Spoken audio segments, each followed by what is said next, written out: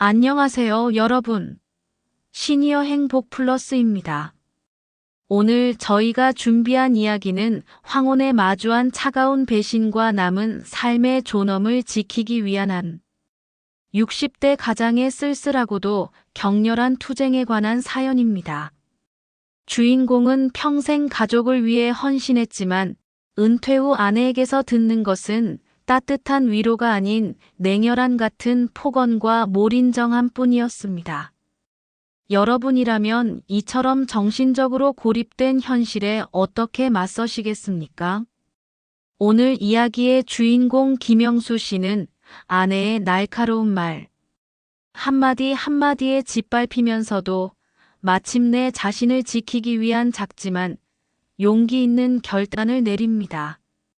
끝까지 함께 하신다면 가족이라는 이름 뒤에 숨겨진 차가운 진실 앞에서 우리가 지켜야 할 자기 존중이 무엇인지 깨닫게 되실 것입니다. 지금 구독과 좋아요, 알림 설정도 함께 눌러주세요. 저는 올해 68 김영수입니다.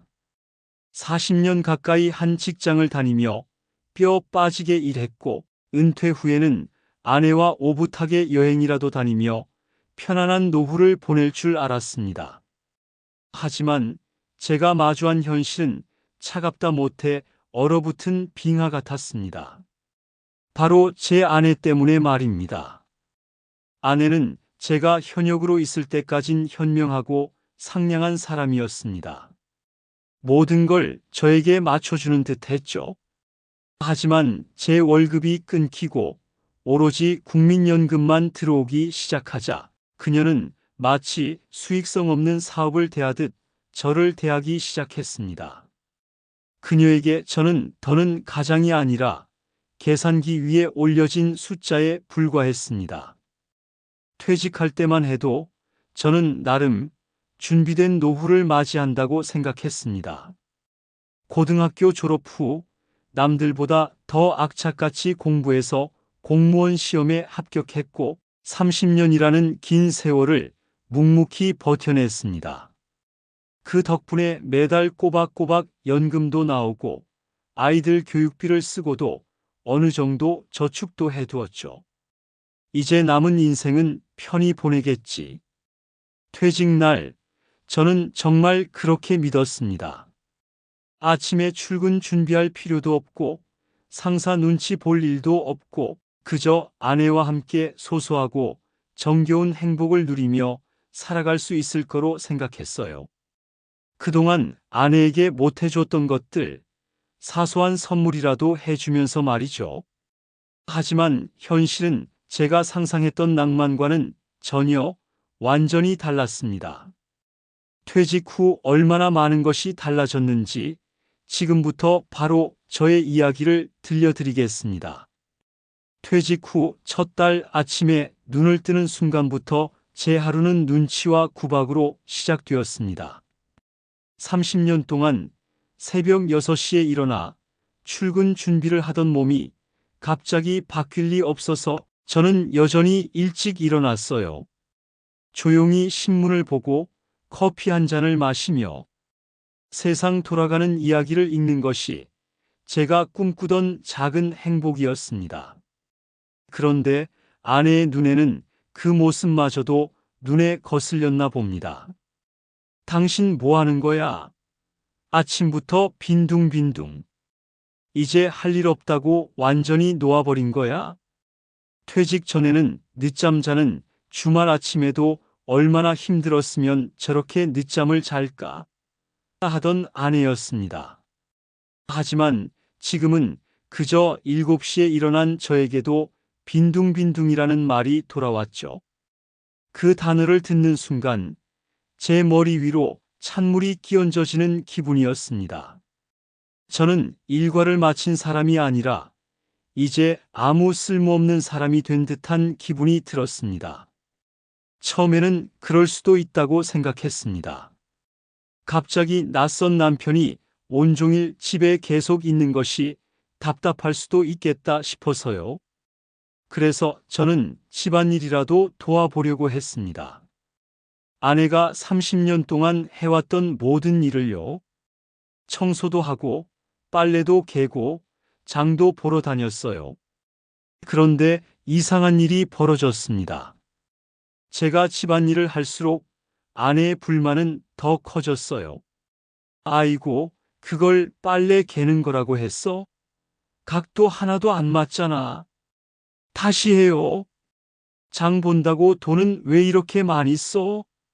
인터넷 최저가도 안 찾아봐. 아무거나 사면 어떡해? 그리고 아내의 말, 청소기 돌린 거 맞아? 머리카락과 먼지가 그대로인데. 이건 안 보여. 평생 직장 일만 했으니 이런 건 눈에 들어오지도 않겠지. 무엇을 해도 칭찬은 없었습니다. 오히려 구박과 잔소리만 늘어갔어요. 제가 청소기를 돌리면 아내는 그 뒤를 따라다니며 제 눈에 보이지 않던 먼지를 찾아내 지적했습니다. 제가 끓인 김치찌개는 너무 짜거나 싱거워서 식탁에 올라가지 못하고 다시 끓여야 했죠. 저는 30년 경력의 공무원이었지만 이 집에서는 30분 경력의 수습생보다 못한 존재였습니다. 더 서러웠던 건 아내의 일상이었습니다. 아내는 친구들과 등산하러 다니고 해외여행을 가고 쇼핑하고 고급 브런치 카페에서 웃음꽃을 피웠습니다. SNS에 올라오는 사진들을 보면 정말 행복해 보였어요. 그런데 저에게 단 한 번도 함께 가자고 한 적이 없었습니다. 여보, 나도 같이 가면 안 될까? 한 번은 용기를 내서 그렇게 물어봤습니다. 아내는 잠시 저를 바라보더니 이렇게 말했어요. 당신은 친구 없어? 당신도 친구 만나러 나가. 그리고 당신이 왜 여자들끼리 만나는 자리에 무슨 할 일이 있다고 와? 없으면 그냥 집에서 쉬고 있어요. 당신 여기 있으면 나만 불편해. 그 말에 저는 더는 아무 말도 할 수 없었습니다. 아내에게 저는 함께 시간을 보내고 싶은 동반자가 아니라 그저 집을 지키는 사람일 뿐이었습니다. 혼자 남겨진 빈집에서 저는 무엇을 해야 할지 몰랐습니다. TV를 봐도 재미없고 책을 읽어도 집중이 안 되고 그저 시간만 흘러갔어요. 외로움과 서운함이 마음속에 쌓여갔지만 그것도 말할 곳이 없었습니다. 40년을 함께 산 아내인데 마치 벽을 보고 대화하는 기분이었습니다. 사실 이 부분에서 저도 아내의 입장을 이해하려고 노력했어요. 30년 동안 친구들과 쌓은 관계가 있을 테고 갑자기 남편이 끼어들면 어색할 수도 있겠다 생각했죠. 하지만 가끔이라도, 정말 가끔이라도 같이 가자라는 말 한마디, 혹은 오늘은 집에서 혼자 편히 쉬세요라는 따뜻한 배려가 그렇게 어려운 걸까요? 저는 퇴직하면 그동안 많이 못했던 데이트도 하고 재밌고 여유롭게 살 줄 알았거든요. 그건 그냥 나만의 혼자 착각이었죠. 어느 날의 일이었습니다. 점심때가 되었는데 아내가 이렇게 말했어요. 이젠 삼시세끼 차리는 것도 지겹다. 나도 지쳤어. 이제 당신이 알아서 드세요. 그래서 저는 조용히 라면을 끓여 혼자 먹었습니다. 라면 하나 끓이는 것도 못할 나이는 아니니까요. 그런데 그 모습을 본 아내가 비아냥거리듯 말했습니다. 당신은 혼자 입만 챙겨서 좋겠다. 가족들 식사는 생각하지 않아도 되니까 말이야. 라면 같은 거나 먹고 말이야. 순간 제 젓가락이 멈췄습니다.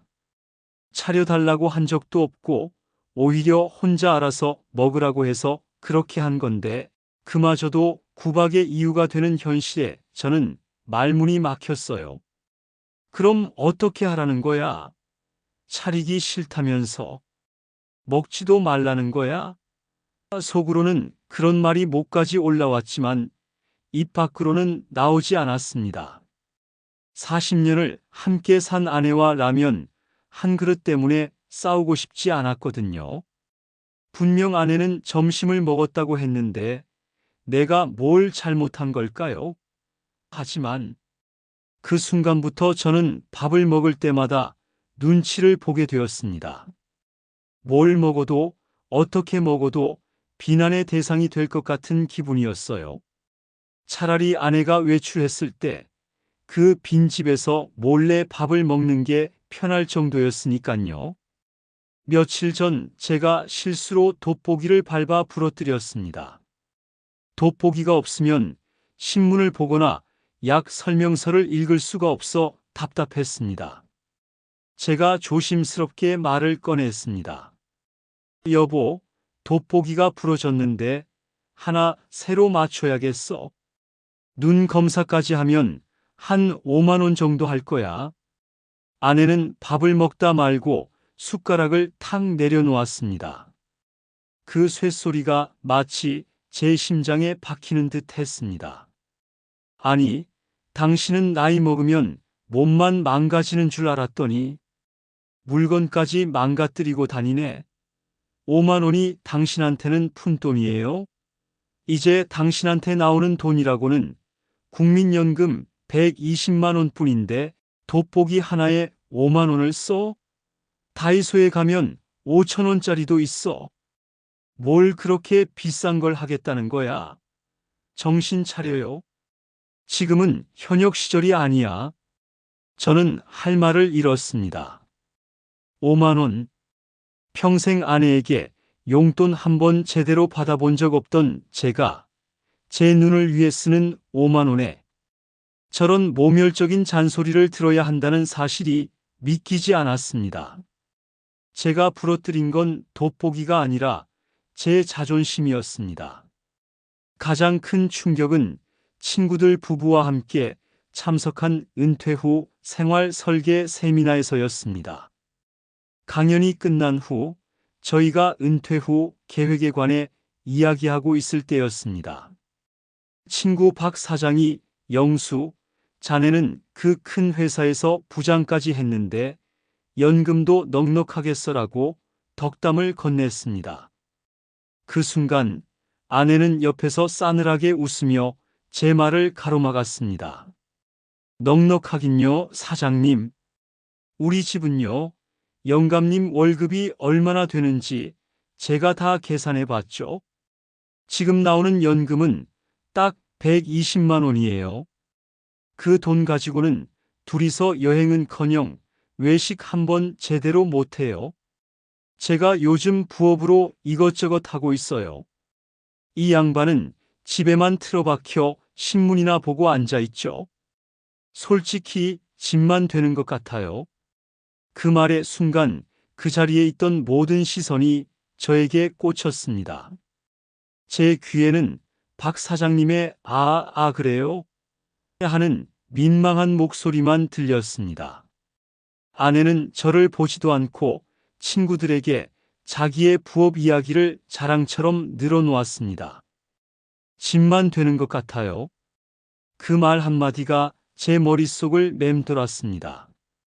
저는 40년을 바친 제 인생의 가치가 아내에게는 고작 짐이라는 단어로 치환되는 순간을 수치심 속에 견뎌야 했습니다. 저는 그날 이후로 아내에게 말 한마디 건네는 것이 두려웠습니다. 제가 무슨 말을 해도 무슨 행동을 해도 아내의 싸늘한 계산기만 돌아갈 뿐이라는 사실이 저를 고통스럽게 했습니다. 존중받지 못하는 삶. 그것이 제가 황혼에 마주한 현실이었습니다. 아내가 저를 대하는 태도는 시간이 갈수록 노골적으로 변했습니다. 제가 방에 있을 때조차 방문 앞에서 김영수 씨 하고 마치 옆집 사람 부르듯 소리쳤습니다. 여보라는 말은 연금이 끊긴 날 함께 증발해 버린 것 같았습니다. 작년 겨울 저는 심한 감기로 고열에 시달렸습니다. 기침 때문에 밤새 잠을 설쳤고 몸이 너무 좋지 않아 아내에게 병원에 같이 가달라고 부탁했습니다. 여보, 몸이 너무 안 좋아. 열도 많이 나고. 병원에 좀 데려다 줄 수 있어? 아내는 거실 소파에 앉아 태블릿으로 주식 그래프를 보다가 눈길 한 번 주지 않고 차갑게 대답했습니다. 나 지금 중요한 거 보고 있으니까 당신 혼자 택시 타고 갔다 와요. 당신 젊었을 땐 혼자서도 잘 다녔잖아. 나이 먹었다고 유세 떨지 말고. 아파도 알아서 할 일이지. 왜 나한테 짐을 지워? 저는 충격으로 잠시 말을 잇지 못했습니다. 40년 해로한 남편이 고열로 힘들어하는데 짐이라니요? 저는 억지로 몸을 일으켜 비틀거리며 택시를 잡아 병원에 갔습니다. 의사는 독감 초기 증상이라며 주사를 놓아주었고 집에 돌아와 약을 먹고 누웠습니다. 아내는 그저 저녁 식사 시간에 맞춰 밥 먹어요. 당신 몫은 차려놨어라고 기계적으로 말했을 뿐입니다. 저는 그때 깨달았습니다. 아내에게 저는 살아있는 불편한 가구 정도의 존재라는 것을요. 더욱 괴로웠던 것은 아내의 냉혈함이 저뿐만 아니라 자식들에게까지 미쳤을 때입니다. 얼마 전 늦둥이 딸이 결혼을 앞두고 예비 시댁과 상견례를 가졌습니다. 딸은 잔뜩 긴장한 목소리로 아내에게 조언을 구했습니다. 엄마, 예비 시어머니 되실 분이 우리 집 재산이랑 오빠 사업 얘기를 자꾸 물어보시는데 뭐라고 대답해야 할지 모르겠어. 저라면 딸의 행복이 가장 중요하다라고 말해줬을 텐데 아내는 딸에게 서슴지 않고 차가운 조언을 했습니다. 너 바보야. 내가 우리 집안 자산 규모를 부풀려서 말해야지. 아빠가 퇴직금으로 마련해준 저기 제주도 땅, 그거 시세보다 훨씬 더 높게 쳐서 얘기해. 그리고 내 오빠 지금 사업이 얼마나 잘 되는지 허풍을 좀 떨어. 결혼해서 무시당하지 않으려면 내 배경만큼은 남들보다 더 화려해야 해. 딸은 충격을 받은 듯 울먹이며 전화를 끊었습니다. 그날 밤 저는 아내에게 분노를 억누르며 따져 물었습니다. 당신 어떻게 딸한테 그런 말을 할 수 있어? 결혼을 무슨 물건 거래처럼 말이야. 아내는 코웃음을 쳤습니다. 거래가 아니면 뭐예요? 영감님, 연금 120만 원 가지고 생활하는 우리 처지에 딸이라도 좋은 집안에 가서 우리 노후 걱정 덜어줘야지. 내가 지금 우리 가족을 위해 투자하는 거예요. 당신 같은 감정적인 사람한테는 내 계획을 이해 못해. 저는 아내의 눈에서 40년 동안 한 번도 본 적 없는 계산과 탐욕만 가득한 차가운 섬광을 보았습니다. 그때부터 더는 이 집이 제가 평생을 지킨 가족이라는 울타리가 아님을 인정해야만 했습니다. 이대로 살다간 정말 짐으로 전락해 비참하게 죽을 것 같았습니다. 제가 할 수 있는 것은 오직 하나, 이 지옥 같은 관계를 스스로 끝내는 것. 황혼 이혼을 결심했습니다. 하지만 쉬운 일이 아니었습니다. 이혼을 생각하자마자 제 머릿속에는 세상의 시선이 먼저 떠올랐습니다. 40년 부부가 이혼하면 주변에서 뭐라고 수군거릴까? 자식들에게 불효자라고 비난받지 않을까? 노후 자금 대부분이 아내 명의로 되어 있는데 재산 분할에서 분리하면 어쩌나? 두려움이 제 목을 졸랐습니다. 저는 며칠 밤을 잠 못 이루고 새벽녘에 몰래 컴퓨터를 켰습니다. 검색창에는 황혼 이혼, 유책 배우자, 정신적 학대 이혼 소송 같은 단어들로 가득 찼습니다. 그때 저는 우연히 10년 전 이혼했던 직장 후배 한 명을 떠올렸습니다. 강 과장. 그는 힘든 이혼 과정을 겪었지만 지금은 자유롭고 행복하게 사는 모습을 SNS에서 보여주고 있었습니다. 용기를 내어 강 과장에게 연락했습니다. 오랜만에 만난 강 과장은 제 이야기를 듣더니 고개를 끄덕였습니다. 부장님, 저도 부장님과 똑같았습니다. 재산 때문에, 세상 시선 때문에 10년을 참고 살았어요. 아내가 저에게 무능력한 남자라고 모욕할 때마다 칼로 심장을 긁는 것 같았죠. 하지만 딱 한 번 용기를 내서 문을 열고 나가니 밖은 생각보다 훨씬 넓고 따뜻했어요. 이혼은 실패가 아니라 존엄을 되찾는 두 번째 기회입니다. 기록하세요. 부장님. 아내분이 부장님께 하는 모든 모욕적인 말을 다 기록해야 합니다. 그게 부장님의 방패가 될 겁니다. 강 과장의 말은 제 가슴에 불을 질렀습니다. 그날부터 저는 존엄 되찾기 일지를 쓰기 시작했습니다. 5만 원짜리 돋보기 사건부터 시작해서 아내가 저를 짐이라고 불렀던 일, 아플 때 무시했던 일, 그리고 일상에서 저를 부를 때 썼던 차가운 호칭까지 모든 것을 날짜와 시간, 상황을 자세히 기록했습니다. 기록이 쌓여갈수록 이혼에 대한 확신이 굳어졌습니다. 이제는 실질적인 준비가 필요했습니다. 저는 아내가 잠든 후 금고에 보관된 서류와 통장 내역을 몰래 확인했습니다. 충격적이었습니다. 제가 퇴직금으로 마련한 주택, 명의는 아내였습니다. 제가 매달 꼬박꼬박 넣었던 연금성 보험 상품들, 수령자도 아내였습니다. 아내가 저를 짐이라고 부를 수 있었던 배경에는 저를 경제적으로 완전히 고립시키려는 치밀한 계획이 있었던 것입니다. 저는 모든 금융 서류를 사진으로 찍고 복사해 두었습니다. 그리고 가장 은밀하게 공증 변호사를 찾아갔습니다. 변호사님은 제 일지와 재산 내역을 보시고는 말씀하셨습니다. 김영수 씨, 기록이 아주 상세합니다. 아내분은 재산 형성 과정에 이바지한 바가 분명히 있지만 당신에 대한 지속적인 정신적 학대와 모욕, 그리고 경제적 착취는 이혼 사유로 충분하며 특히 유책 사유를 입증하는 데 중요한 증거가 될 것입니다. 당신의 존엄을 지키기 위한 이 싸움, 저와 함께 시작합시다. 저는 변호사님의 그 한마디에 눈물을 흘렸습니다.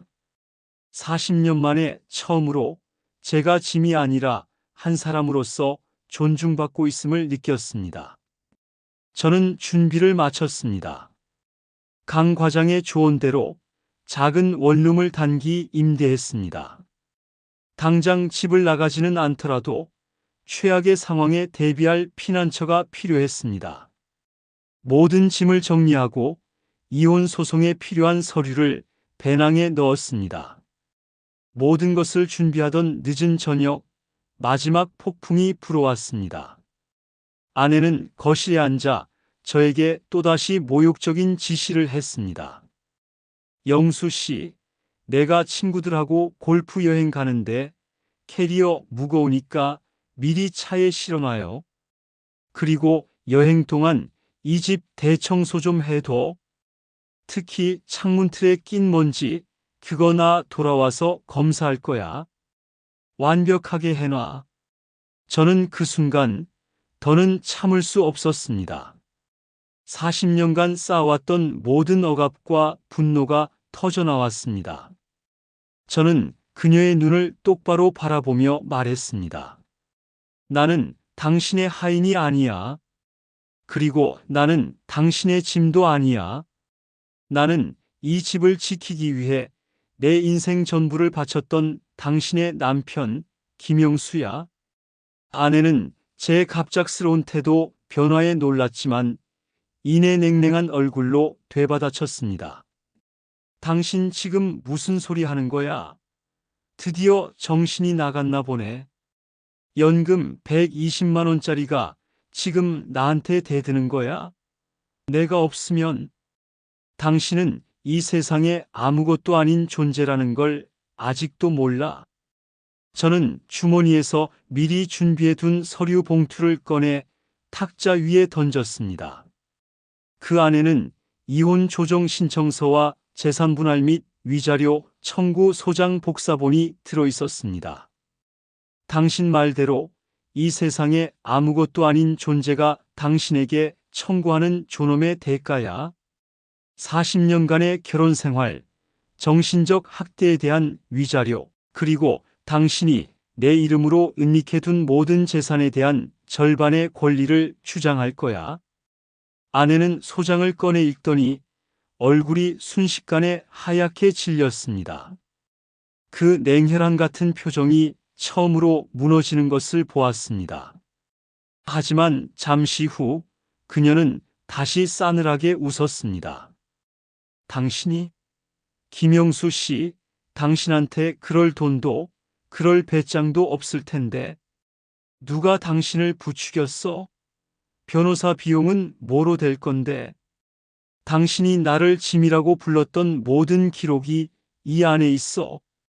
당신의 모든 행동은 유책 배우자로서의 증거가 될 거야. 아내는 흥분하지 않았습니다. 오히려 계산적이었습니다. 그녀는 바로 전화를 걸어 아는 변호사를 찾기 시작했습니다. 당신이 이혼 소송을 걸어? 좋아. 내가 당신한테 한 푼도 안 주고 당신을 이 집에서 쫓아낼 수 있다는 걸 보여주겠어. 40년 결혼 생활? 그거 당신이 무능력해서 나에게 얹혀 산 시간의 증거일 뿐이야. 나는 당신을 파멸시킬 거야. 그녀의 마지막 말은 저를 두렵게 했지만 더는 주저앉게 만들지는 못했습니다. 저는 그날 밤 조용히 배낭을 메고 아내가 몰랐던 원룸으로 향했습니다. 원룸에 도착해 문을 닫는 순간 저는 40년 만에 처음으로 자유라는 낯선 공기를 마셨습니다. 좁은 방이었지만 그곳에는 아내의 차가운 눈빛도 모멸적인 잔소리도 없었습니다. 다음 날 소식을 들은 아들딸이 저에게 연락했습니다. 저는 그들이 저를 걱정해 줄 것이라 기대했습니다. 하지만 자식들의 반응은 아내만큼이나 냉담했습니다. 아버지, 지금 이게 뭐예요? 왜 일을 이렇게 크게 만드세요? 엄마가 변호사 찾아갔다고 난리예요. 이러다 우리 결혼 자금이랑 엄마 노후 자금까지 문제 생기면 어떡해요? 아빠, 엄마가 아빠한테 심하게 군 건 알겠는데 그냥 참고 사시면 안 돼요? 저희 엄마 아빠 이혼하면 사람들 얼굴 어떻게 들고 다녀요?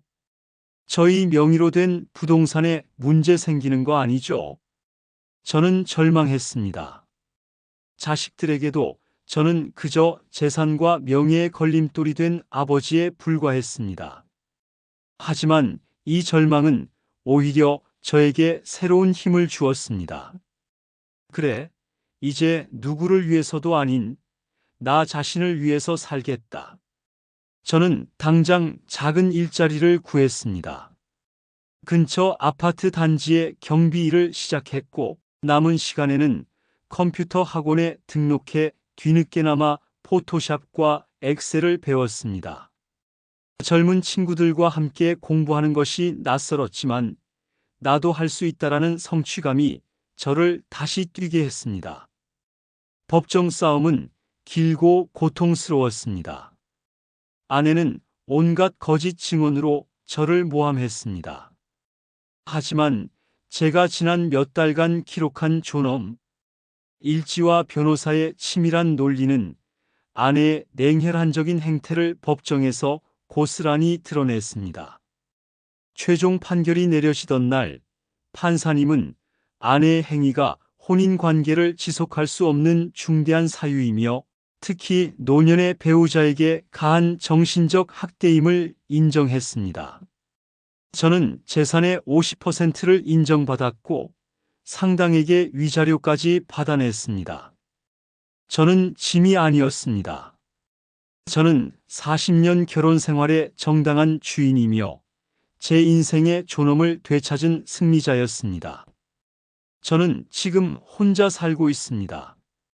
작은 집이지만 제 삶의 모든 결정권을 제가 가지고 있는 세상에서 가장 넓고 편안한 궁전입니다. 저는 매일 아침 깨끗하게 다려진 옷을 입고 제가 좋아하는 음악을 들으며 출근합니다. 5,000원짜리가 아닌 제가 직접 눈 검사를 받고 맞춘 5만 원짜리 돋보기를 쓰고 매일 아침 신문을 읽습니다. 저는 여러분에게 말씀드리고 싶습니다. 나이가 든다는 것은 약해진다는 뜻이 아닙니다. 오히려 나를 가장 잘 알고 나의 존엄을 지킬 용기가 생기는 때입니다. 부당한 고통 속에서 홀로 괴로워하지 마십시오. 당신이 40년간 지킨 그 가치, 그 존엄을 되찾으십시오. 당신의 용기 있는 첫걸음이 당신의 황혼을 최악이 아닌 최고의 순간으로 만들 것입니다. 네, 김영수 씨의 가슴 아픈 사연과 눈물겨운 용기 잘 들었습니다. 시니어 행복 플러스는 김영수 씨가 마지막으로 말씀하신 것처럼 황혼은 인생의 쇠퇴기가 아니라 진정한 나를 완성하는 기회임을 믿습니다. 남은 삶의 존엄을 위해 용기 있는 결단을 내린 김영수 씨에게 힘찬 박수를 보내며 그의 행복한 홀로서기를 응원합니다. 혹시 지금 가족이라는 이름 뒤에 숨겨진 학대와 모멸 속에서 고통받고 계신다면 절대 혼자 감당하려 하지 마십시오. 가까운 상담 기관이나 전문가의 도움을 받으세요. 당신의 존엄은 무엇과도 바꿀 수 없는 가치입니다. 오늘 이야기가 마음에 와닿으셨다면 구독과 좋아요로 김영수 씨의 용기를 지지해 주시고 그 용기에 공감하는 댓글을 남겨주시고 주변의 친구들에게도 널리 알려주세요. 시니어 행복 플러스는 다음 시간에도 여러분의 삶에 희망과 용기를 불어넣는 이야기로 찾아뵙겠습니다. 감사합니다.